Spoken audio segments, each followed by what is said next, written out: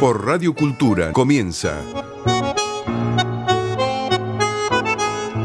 Argentina en su cultura, un espacio acerca de nuestros modelos culturales en el ámbito de la literatura, la música, el teatro y el histórico contrapunto entre Buenos Aires y la riqueza de expresiones de nuestro país interior. Conducción, Magdalena Fayaz. Buenas noches, estimados oyentes de Radio Cultura. Soy Magdalena Fayaz y esta noche, en Argentina en su cultura, vamos a dedicar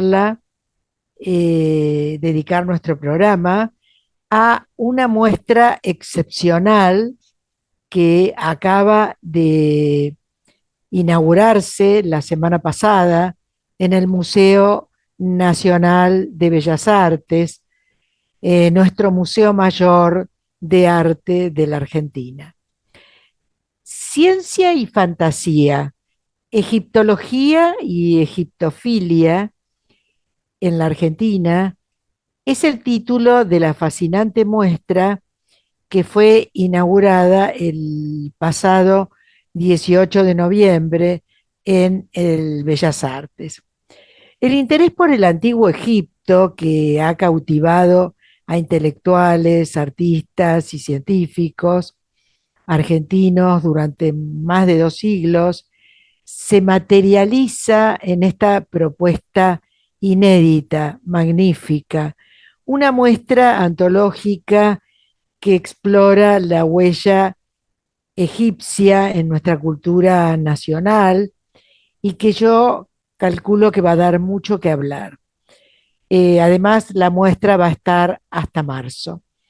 Propone la muestra un diálogo entre pasado y presente, entre el legado milenario del Nilo y la mirada curiosa y creadora de nuestra historia. Esta sensibilidad egiptológica contribuyó al desarrollo de una egiptología científica en la Argentina, con una escuela historiográfica de alcance internacional, especialmente en la Universidad Nacional de La Plata y en la UBA. También el Museo Etnográfico Juan Bautista Ambrosetti y el Museo de Ciencias de La Plata, que conservan las colecciones públicas más importantes de objetos faraónicos, han sido importantes para llevar a cabo esta muestra. Esta escuela de la que les estoy hablando estuvo liderada por el historiador Abraham Rosenwasser, que sentó las bases para una línea académica en la UBA y en la Universidad de La Plata.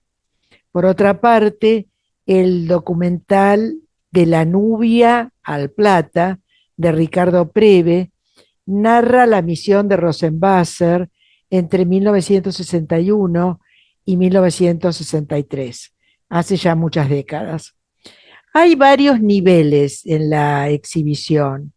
Por un lado, los objetos y obras de arte exhibidos, y por otro, microrrelatos en los archivos que revelan la atracción de los argentinos por asomarse a un país exótico ajeno a nuestra cultura. Claramente ese mundo inspiró a las élites argentinas a ir a descubrir hace 100 años y más todavía ese mundo lejano, inspirados por los excursionistas franceses e ingleses, y tenemos a personajes como Lucio B. Mansilla, Dardo Rocha, el fundador de La Plata, Juan Llerena y Eduardo Wilde, que dejaron agudas observaciones acerca del Egipto del siglo XIX. También, más recientemente, el impacto del antiguo Egipto en personalidades de nuestra cultura, como Oliverio Girondo, Jorge Luis Borges y María Kodama, eh, que fueron apasionados por recorrer estos mundos, Jules Solar y Manuel Mujica Lainez. Y en la actualidad, Eduardo Costa y Karina El Assem, que con lenguajes artísticos actuales reinterpretan este legado de los egipcios. Eh, en la inauguración, los curadores Sergio Baur y Gastón Burucúa subrayaron la importancia de la generosidad de las instituciones públicas, como el Museo Etnográfico de la UBA o el de La Plata, y también de colecciones privadas como la de Amalia Lacroze de Fortabat. El punto de partida fue para esta muestra el archivo de Alfredo González Garaño y Marieta Yerza, hoy parte de la Academia Nacional de Bellas Artes, que documenta el viaje del matrimonio en pleno deslumbramiento por el hallazgo de la tumba de Tutankamón en 1922. Pensemos que este archivo tiene su sede en la Academia Nacional de Bellas Artes y que Sergio Baur, uno de los curadores, es el presidente de la academia y que Gastón Burucúa es un miembro histórico también de la academia. Los curadores, como les acabo de decir, Sergio Baur y José Emilio Burucúa, desarrollaron un trabajo que les llevó 4 años y en el que reunieron piezas de colecciones públicas y privadas, y Burucúa descubrió el archivo documental y fotográfico del que hablamos, y Sergio Baur, que además tiene el plus de que recientemente ha sido embajador argentino en Egipto, aludió a la oportunidad de seducir a un público masivo, dado el afán histórico de los argentinos por el mundo árabe, especialmente ante la singularidad de Egipto. Entre las piezas procedentes del patrimonio del Museo de Bellas Artes, destaca, entre otras, un jarrón de alabastro bellísimo de aproximadamente 5.000 años, que estaba en la reserva, pero que increíblemente no había sido parte de ninguna exposición hasta el presente. No es una exposición, les quiero aclarar a nuestros oyentes, con piezas traídas de Egipto, sino una muestra sobre el hondo interés argentino hacia su cultura, hacia la cultura egipcia, que nos llegó también a través del cine y de la literatura. La muestra presenta calcos del Museo de la Cárcova, que en escala real reproducen piezas extraordinarias del Louvre, obras de arte inspiradas en Egipto, creadas por Jules Solar, Anglada Camarasa y más recientemente Karina El Assem. También antiguas ediciones de libros de Manuel Mujica Lainez, no nos olvidemos aquella fascinante novela El Escarabajo, también libros de Borges y María Kodama, fotografías, documentos, el papiro Buenos Aires, que nos llegó también eh, por otras vías, y bueno, eh, tenemos que ir ya hacia las piezas claves de esta muestra.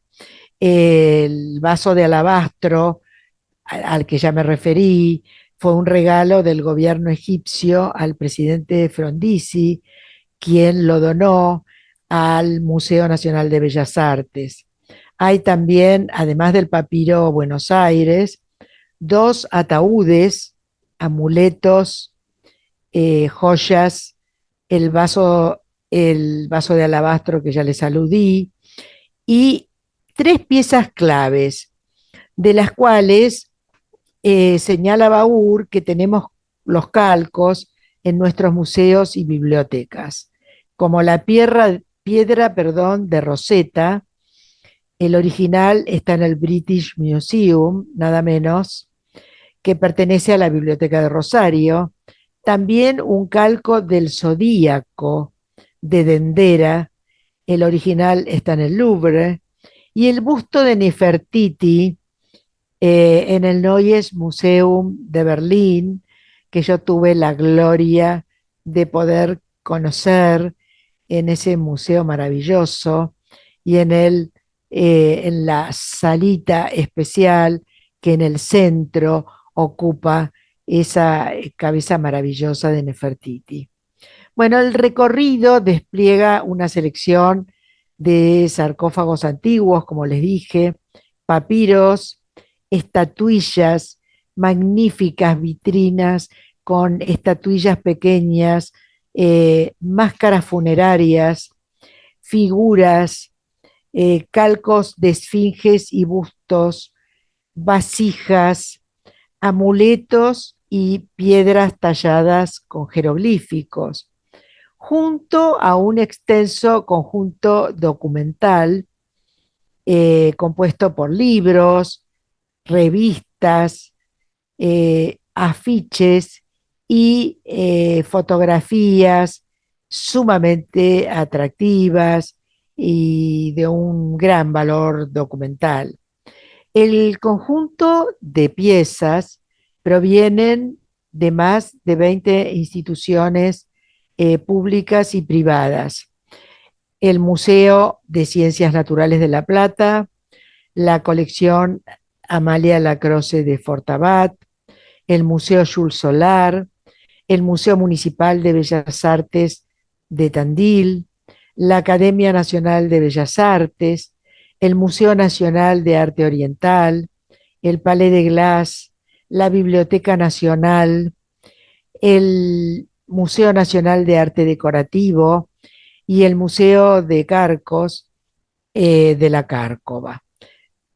Tengan en cuenta, con toda esta enumeración, el trabajo que se han tomado, un trabajo exhaustivo, extraordinario, que se han tomado nuestros curadores, los curadores de la muestra, para rescatar toda esta obra de tantas instituciones.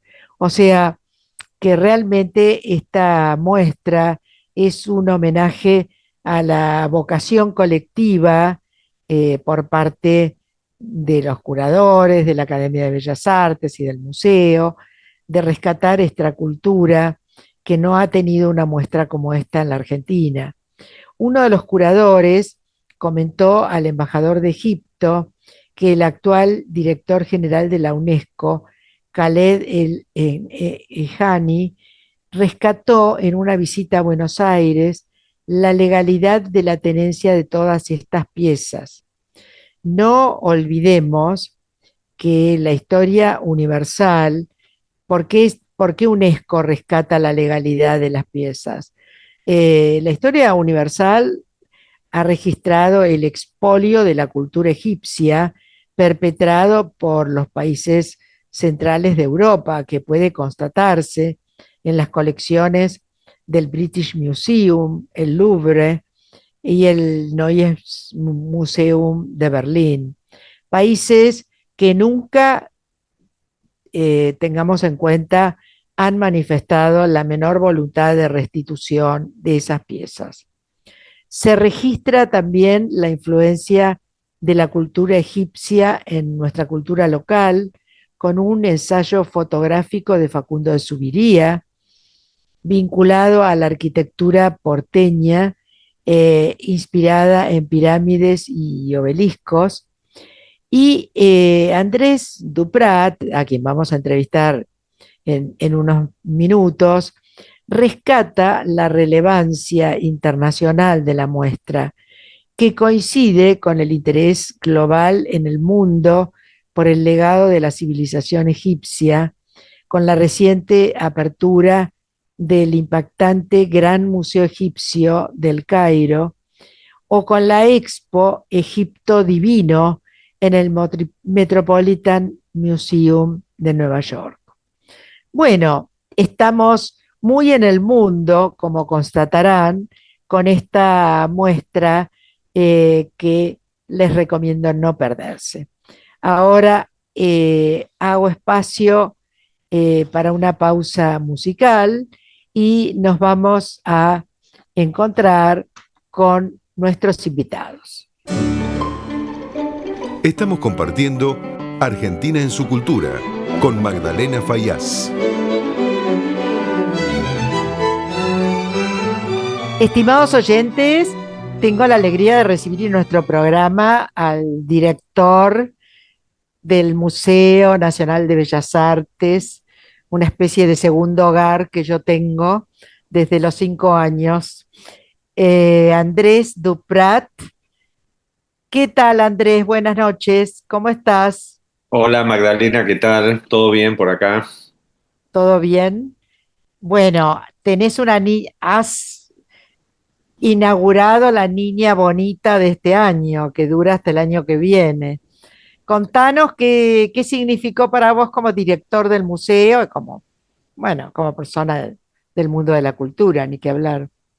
Sí, coincido con lo que decís, para mí es la muestra de los últimos años, te diría. Sí, Es bastante sí. Vos sabés que original para nosotros. a mí me remitió a alguna de esas muestras históricas de hace muchos años, ¿no? Qué bueno. Bueno, contanos. Bueno, así, y aparte tiene cierta cosa anómala pues no es una muestra estrictamente de pintura o de artes visuales, No, que es un poco la misión del museo. De todos modos, es una muestra de arte y es una por muestra que supuesto. a mí lo que me pone muy feliz de esa muestra, ahora hablaremos más profundo, es que digamos, es por un lado absolutamente popular. Vienen niños o neófitos o gente que no sabe mucho, bueno, y ya el golpe de ver piezas de hace 4.000, 5.000 años, sarcófagos, papiros, eso, o sea, tiene una mirada muy fresca en la gente y muy popular, que eso me encanta, porque viste, vos Qué sabés que yo bueno. lucho. Claro, no tuve tiempo de ver eso porque el día de la inauguración casi no se podía caminar Exacto. y tengo que volver y era el público de los fans del museo que ese día daba vuelta hasta la Facultad de Derecho, ¿no? La Sí, está esquina. viniendo igual, todos los días viene muchísima gente, pero te decía que tiene un lado muy popular que a mí, como gestor cultural, me encanta, porque Por uno trata de ser un supuesto, gran por difusor, de que la supuesto. gente se interese, sea curiosa, de alimentar esa curiosidad. Pero por otro lado, gracias a los curadores, que son dos eminencias, que bueno, nosotros, no por Obvio. no ser amigos, dejan de Un ser eminencias. lujo. Claro, que es José Emilio Burucúa y Sergio Baur. Entonces, la muestra también, no sé, la ven expertos, egiptólogos, gente de historia del arte, y tiene mucha capa de lectura profunda muy interesante, porque Ay, la qué verdad que bueno, qué toda esa parte de bueno. egiptofilia, ¿no? Eso es muy Sí, osado en un sí. punto, No, porque es además el título es seductor. El título es seductor, sí. claro, para el que no sepa, pues ciencia y fantasía, No, egiptología yo y ya lo egiptofilia dije de en todas Argentina. maneras, no te preocupes. Digo que también es, si no sería como una muestra de reconstrucción histórica, digamos, pero a mí lo que también me gusta es que cierto desparpajo de la muestra que exhibe derivas impensadas en Egipto y sin miedo a presentarlas desde una canción de los Twist o de Gardel, su Foxtrot Tutankamón, o una película de Nini Marshall. Y hay que tener cierta autoridad también para, digamos, revelar en una forma articulada esos dobleces y esas derivas, digamos, que tiene el universo mágico de Egipto en la contemporaneidad, ¿no? Sí, la verdad que lo estás planteando muy bien, porque por un lado es un universo mágico es un universo bastante distante al nuestro, o del nuestro, digamos, que no es frecuente aún en la gente viajera que todo el mundo conozca Egipto. Yo, por ejemplo, conozco muchísimos lugares del mundo y todavía Egipto es una asignatura pendiente que después de esta exposición, pero no hacía falta esta exposición, siempre sentí por lo que uno sabe que implicó la cultura egipcia, ¿no? Además, cuando uno lee las cartelas y lee las fechas, vos decís, puedes creer, no puedes No, y creer. además el mundo es egipcio, incluso para los neófitos como yo, tiene un halo de misterio que no lo tienen otras civilizaciones, ¿viste? El culto a la Obviamente. muerte, las maldiciones, esa escritura tan extraña de los Sí. jeroglíficos. Eso también yo creo que atrae, es Es una un cosa mundo muy ajeno a literaria, nuestra ¿no? cultura, es un mundo ajeno a nuestra cultura. Digamos, por más que nosotros tengamos la Argentina una cultura muy cosmopolita, si se quiere, comparada con otros países de Latinoamérica, ¿no? Sí, pero lo que no es ajeno, la cultura por ahí es distante. Lo que no es ajeno es esa idea y atracción por el misterio. Ahí no sé, Sí, no me acuerdo con quién hablaba en un programa periodístico y decía, hablaba de Indiana Jones, de esa película que sucede, o sí, las momias que reviven la infancia, los titanes en el ring, Peralta Ramos con las momias.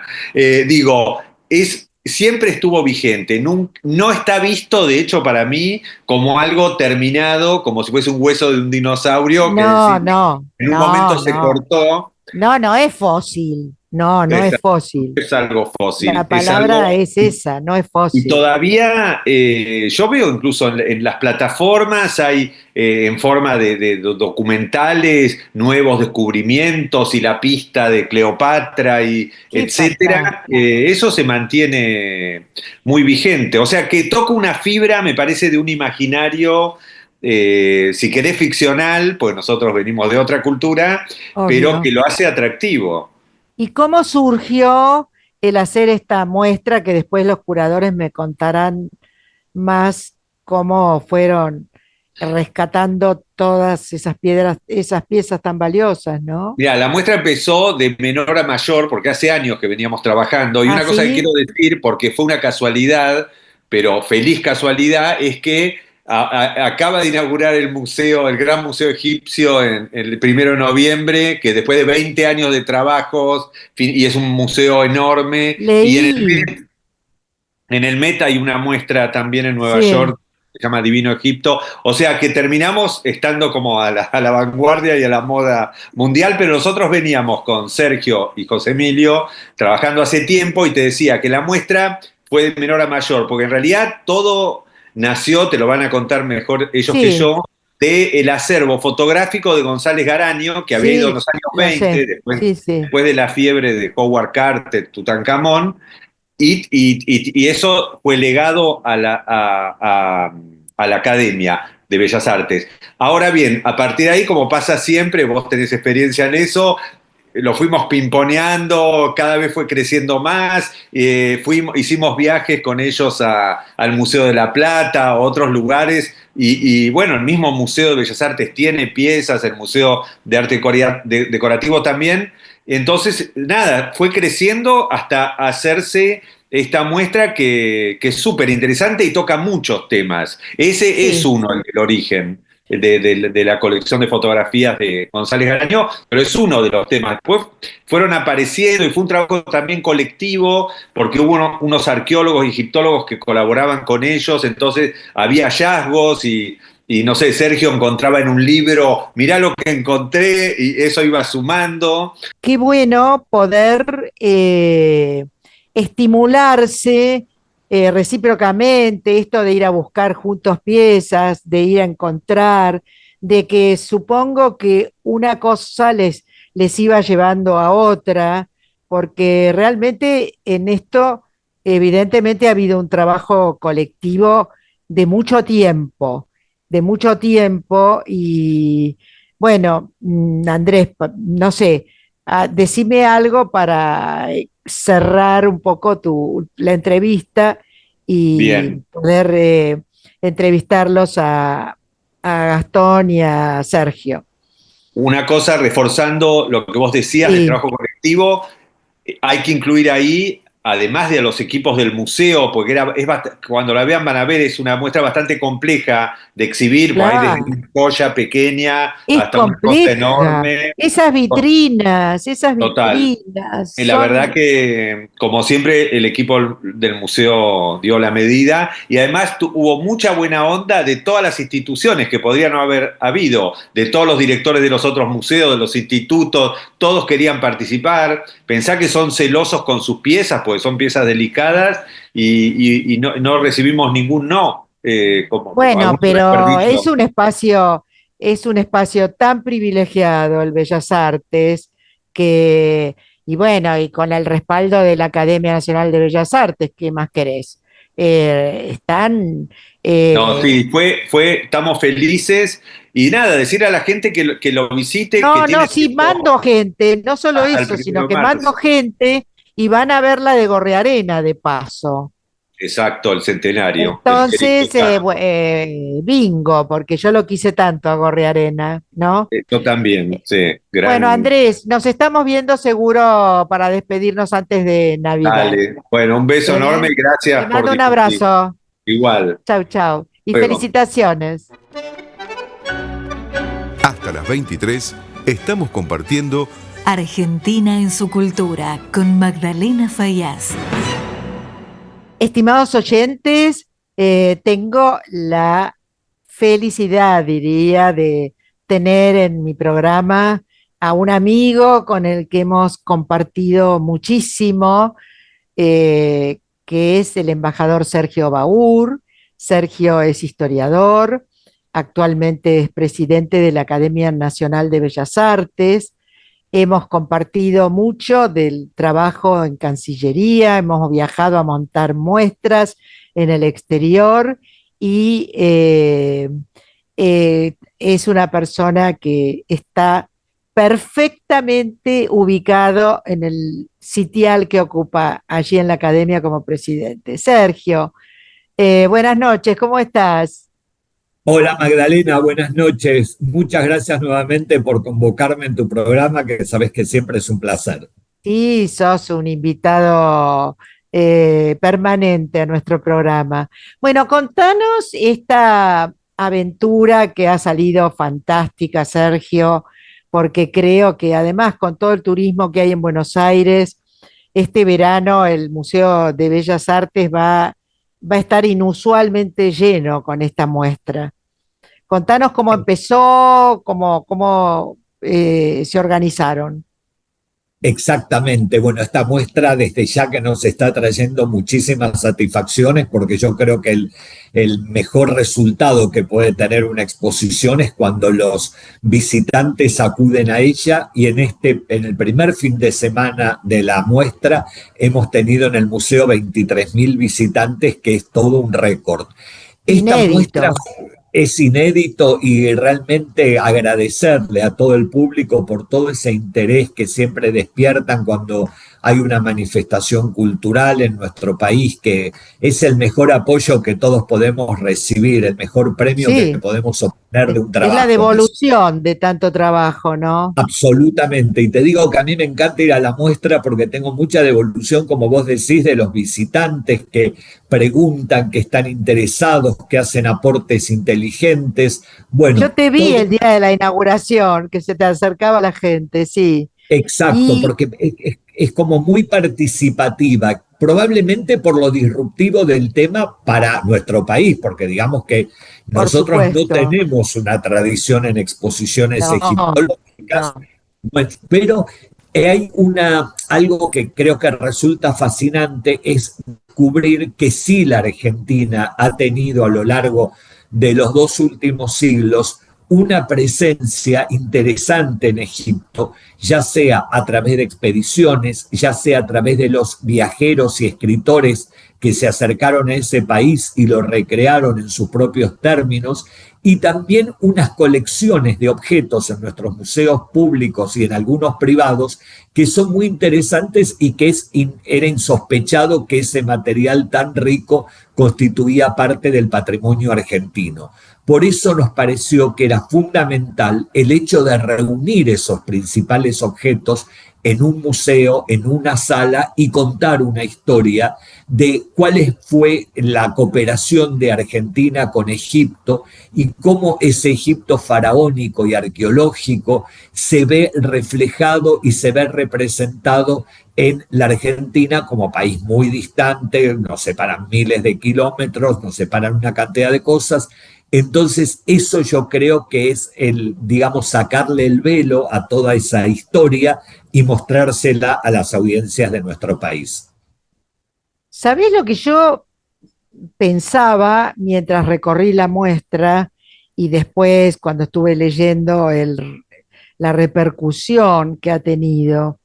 ¿Cómo ustedes ya sabían, los curadores, la cantidad de piezas que había? Porque son muchas. Es muy inusual una muestra donde se ha recurrido a tantas instituciones, como yo las enumeré en mi editorial. Entonces, ustedes ya las conocían, las fueron encontrando, se las manifestaron los directores. ¿Cómo fue? Bueno, mira, sí, lo conocíamos por lo siguiente. Yo cuando estuve destinado en Egipto, le pedí a la gran egiptóloga Perla Fuscaldo, que fue la discípula de Abraham Rosenbasser, el padre de la Ah, egiptología, mirá. un trabajo que se publicó bilingüe sobre los elementos de la cooperación argentina en materia egiptológica.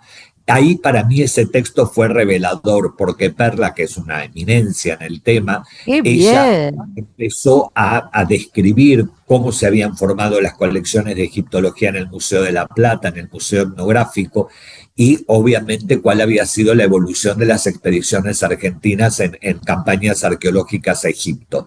Entonces, cuando a mí me planteó Gastón Burucúa, el gran académico y amigo, adorado amigo y admirado en la Academia Nacional de Bellas Artes, hacer una muestra sobre el legado fotográfico del matrimonio González Garaño en su visita a Egipto en el año 26, o sea, 1926, ahí pensamos que qué interesante sería vincular esta colección fotográfica tan interesante, tan culta de alguna manera, que se ve un Egipto que aún está todavía semi hundido por la arena después de tantos miles de años que los templos habían sido construidos, antes de que lleguen las grandes palas de los arqueólogos, como dice Marguerite Yourcenar. Entonces ahí dijimos, bueno, veamos qué posibilidad existe de reunir esos objetos.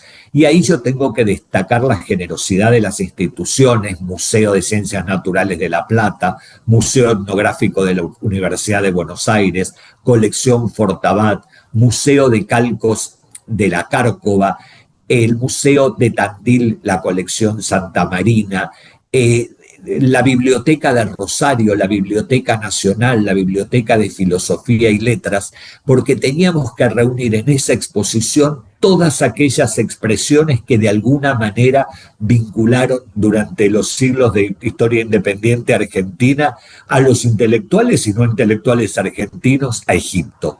Ahí nos dimos cuenta el valiosísimo patrimonio bibliográfico que tienen nuestras bibliotecas, que tienen los primeros manuales de jeroglífico y de egiptología de Champollion, que tienen las obras de Moret, de Maspero, de los padres de la egiptología internacional. Esas obras en primeras ediciones están en las bibliotecas públicas argentinas, lo que indica una gran vocación intelectual de sus directores y de sus funcionarios de haber adquirido este material y ponerlo a disposición de los lectores y los investigadores. Ahora, fue un trabajo muy enjundioso porque... Porque es un trabajo que lleva 3 años, porque llevó una gran investigación con la gran colaboración de estas instituciones.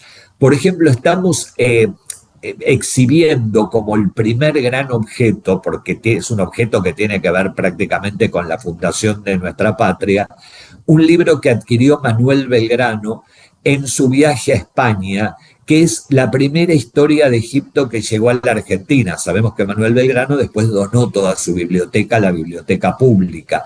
Y ahí hay una obra del siglo XVII que La es verdad una... que todo lo que le debemos a Belgrano, a es- mí, por eso es lo interesante de ver cómo esa línea en el tiempo va desde los orígenes de nuestra patria hasta la actualidad con científicos que están trabajando en Egipto de la Universidad de La Plata, que están yendo todos los años a las campañas, que tenemos en la biblioteca de Bartolomé Mitre el Atlas de Ptolomeo del siglo XVI, o sea, joyas qué bibliográficas increíble. y piezas maravillosas que son realmente llaman la atención.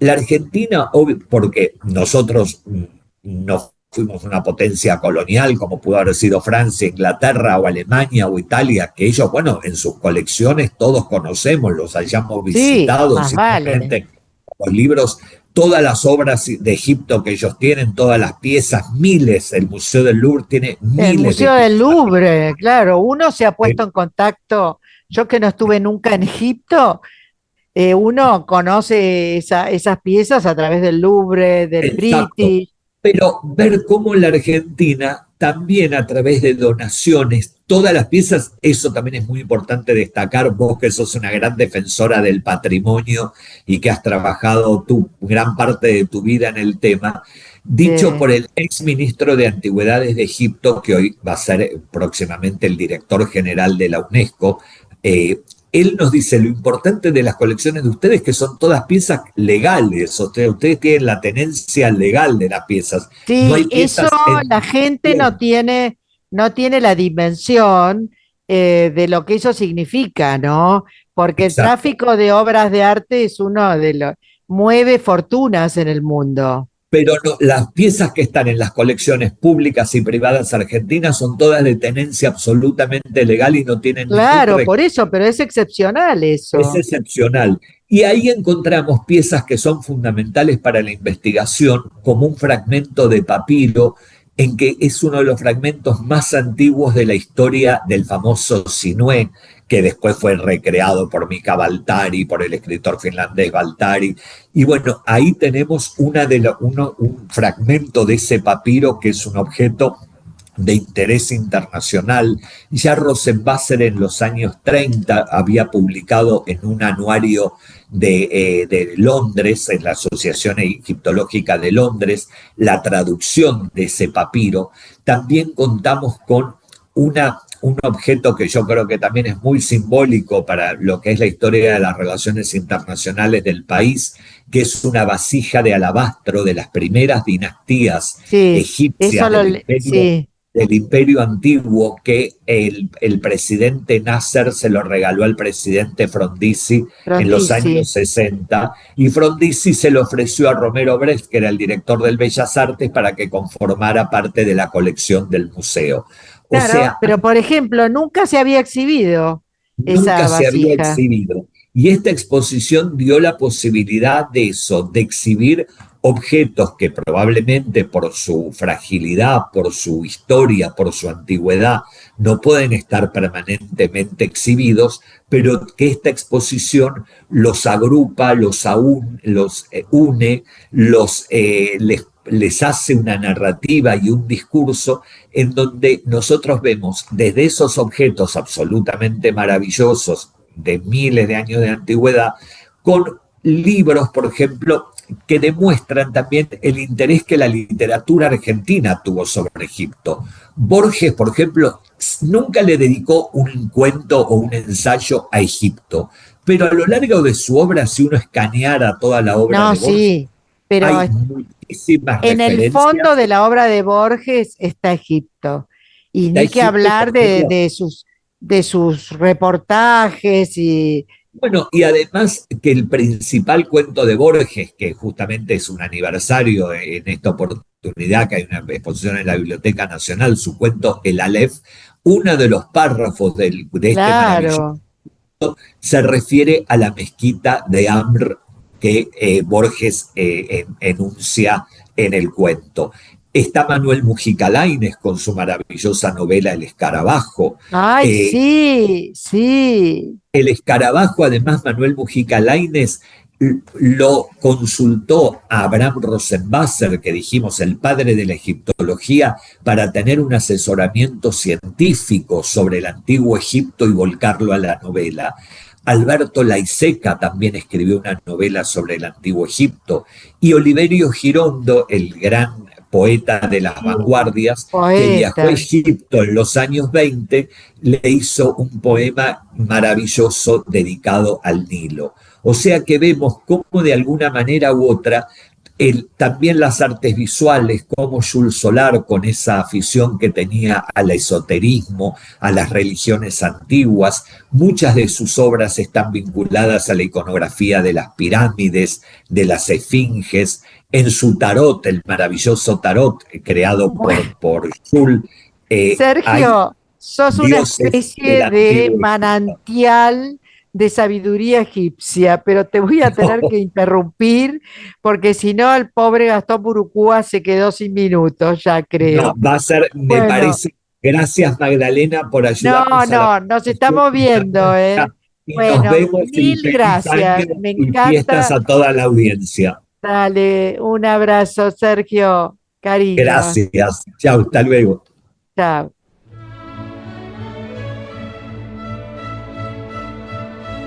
Argentina en su cultura, los jueves de 22 a 23 por Radio Cultura.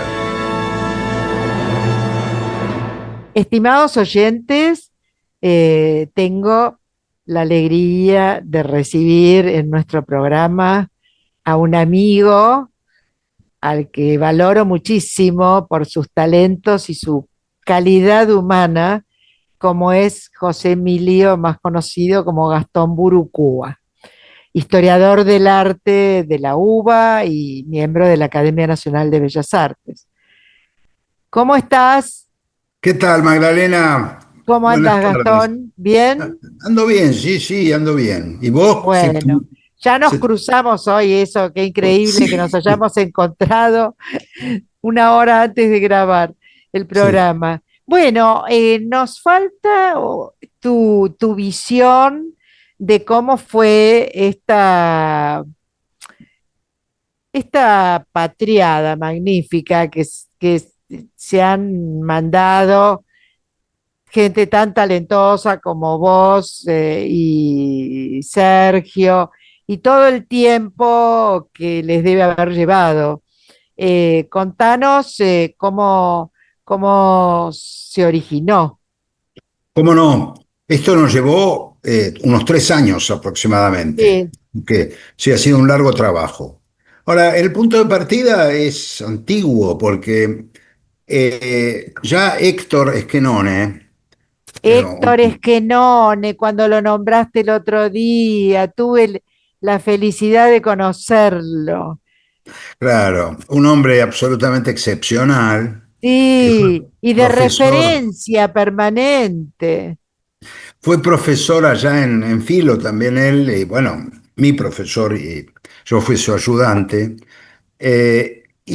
miembro él de la Academia Nacional de Bellas Artes. Yo ingresé mucho más tarde, por supuesto. Claro. Y me acuerdo que conversábamos, que era prácticamente 3 días por semana. Yo siempre procuré estar cerca de él porque era un pozo de sabiduría y una persona extraordinariamente encantadora. Y claro, además era generoso. Sí, una persona excepcional. Y solíamos tomar el té ahí juntos, tanto en la academia como en el viejo Instituto de Teoría e Historia del Arte, que todavía funciona ahí, en 25 de mayo 217, ¿no? Ah, funciona ahí en la sede de 25 de mayo. Sí, que había sido fundado por Julio Pairó, así que ahí estuvimos muchas veces, mucho tiempo. Y él me hablaba de una colección de fotos que habían sacado González Garaño y su mujer, Marieta Yerza, durante un viaje que hicieron a Egipto en el año 1926. Y Schenone siempre elogiaba la calidad de esas fotos y además la oportunidad de esas fotos, porque se captaron en muy poco tiempo después del descubrimiento de la tumba de Tutankamón por Howard Carter. Y Claro.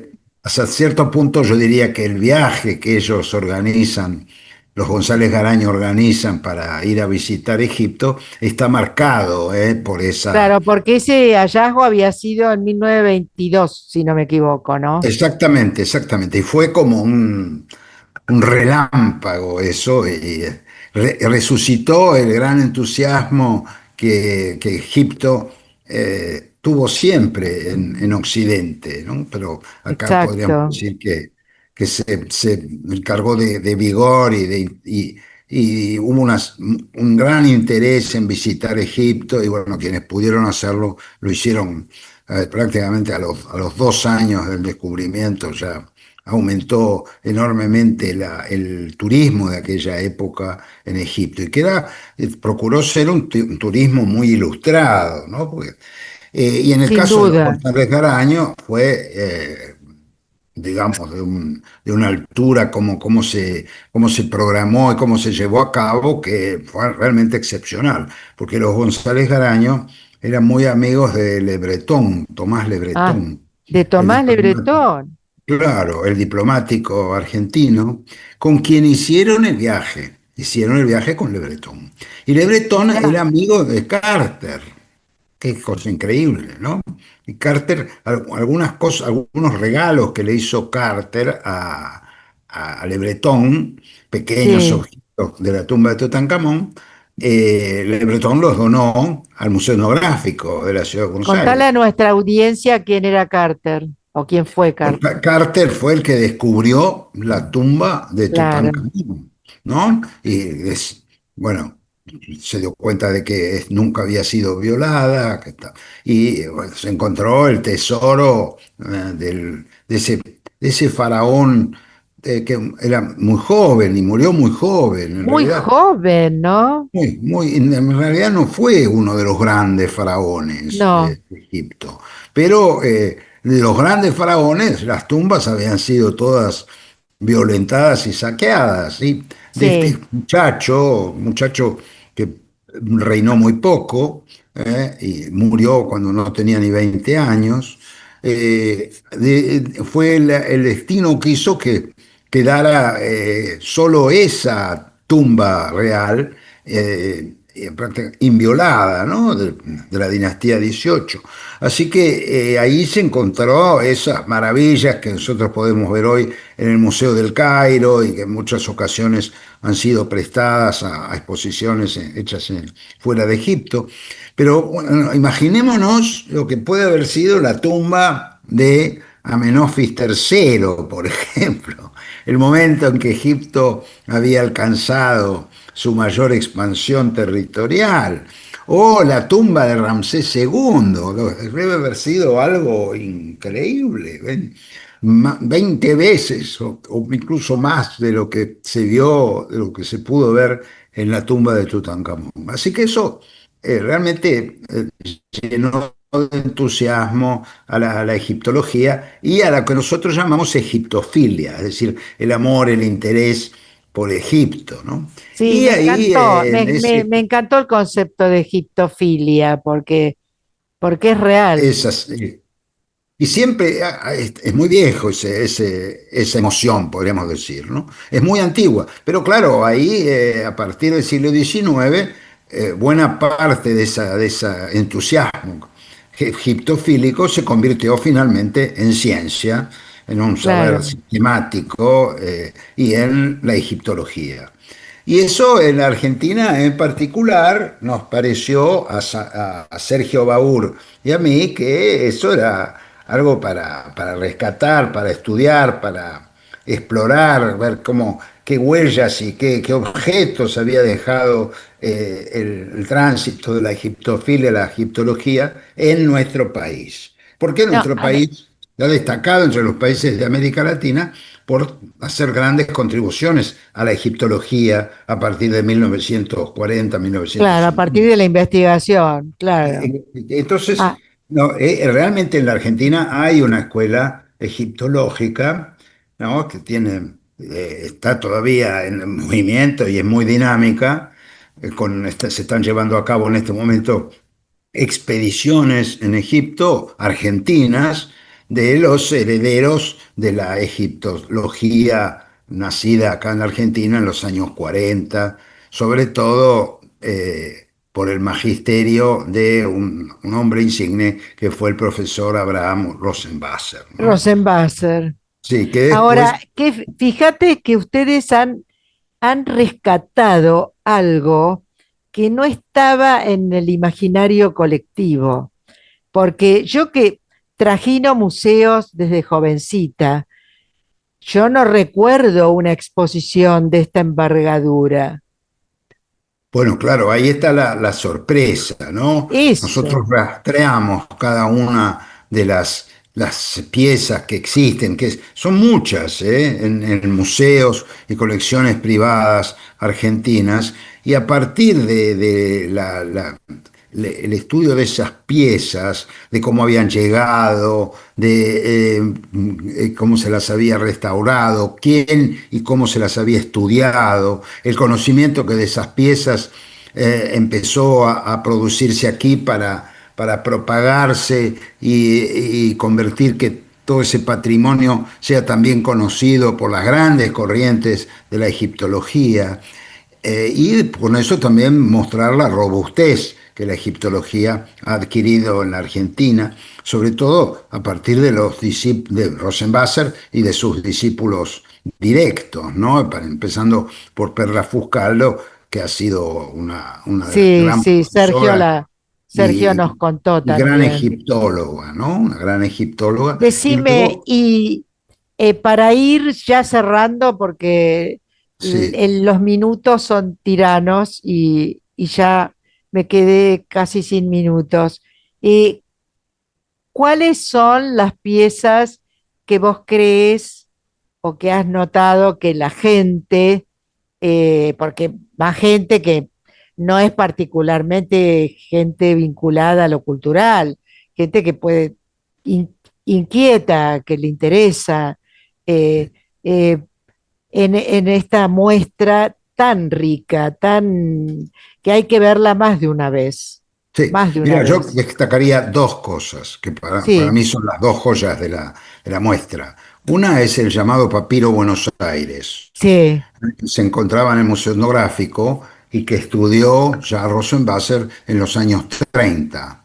Y eso le dio fama a Rosenwasser, porque Rosenwasser identificó el texto del Papiro Buenos Aires. Es un fragmento nada menos que del famosísimo cuento de Sinué, que es uno de Ah, los grandes. sí, sí, Bueno, es un famoso. fragmento que además es una variante a la versión canónica, podríamos decir, del cuento. Entonces Sí, Rosenwasser lo identificó y lo tradujo y publicó la traducción en una revista internacional de egiptología, y eso lo convirtió a él en un egiptólogo de referencia. Y la Argentina se colocó en el mapa del ejercicio de Egipto. claro. Y la Esa es otra, para mí, y después la otra es una obra de una gran belleza, que es una vasija de alabastro, ah, ¿no? Que sí, está tallada, siguiendo, maravillosa. siguiendo una silueta curva, y que es además una de las piezas más antiguas que se muestran, porque es de la época del rey Sócer, el rey de la tercera dinastía, Sí, 2700 antes de Cristo, y es una vasija que se encontró, junto con otras muchas, ¿sí? En el subsuelo de la pirámide de Saqqará, de la pirámide escalonada, ¿no? Que fue la primera mirá, pirámide que se construyó, mirá. Vos no, sabés, ¿sí? ay, qué bueno. Así que, No, sí. yo ese día de la muestra quiero volver y voy a volver en el verano, pasado fin de año, porque era tal la cantidad de gente que uno no podía leer bien las cartelas, ¿no es cierto? Ahora, esta pieza además tiene para nosotros un gran valor porque Nasser, el presidente Nasser, la mandó de regalo a la Argentina Sí, en el año del sesquicentenario de la independencia, 1960. claro. Y la Bueno, recibió el presidente Frondizi. Y el presidente sí, Frondizi, así como la recibió en la menos de donó. 10 días, la envió al Museo Nacional de Bellas Artes. Muy Con una bien. nota de envío, que nosotros la exhibimos, del original, donde se ve que estudió la cuestión Frondizi y él describe la pieza con una precisión que yo Ay, sugiero. esa me lo perdí. Ay, Pero ahí está, mira, voy a está estar atenta.